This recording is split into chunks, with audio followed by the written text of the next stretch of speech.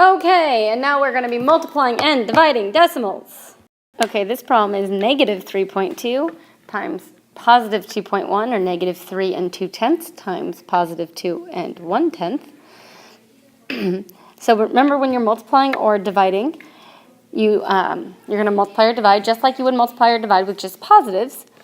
You know, if you're multiplying two positives, you get a positive, or two negatives, your answer is positive.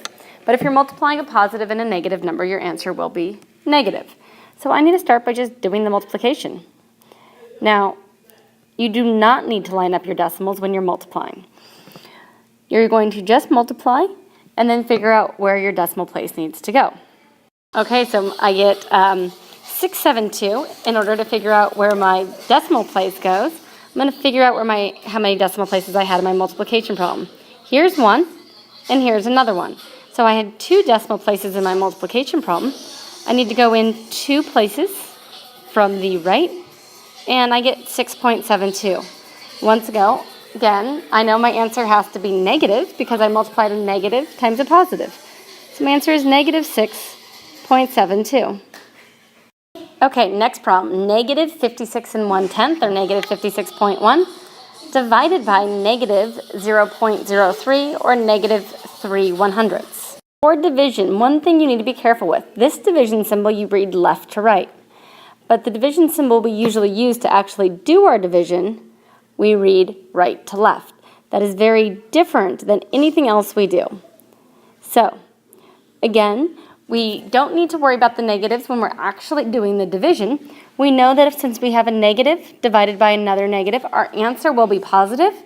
But when we're actually doing the division, we don't really need to worry about the negatives in the process, as long as we make sure that our answer has the correct sign.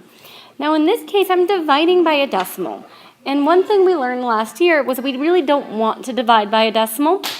What we want to do is multiply both of our numbers by the same multiple of 10, so that we no longer have a decimal we're dividing by.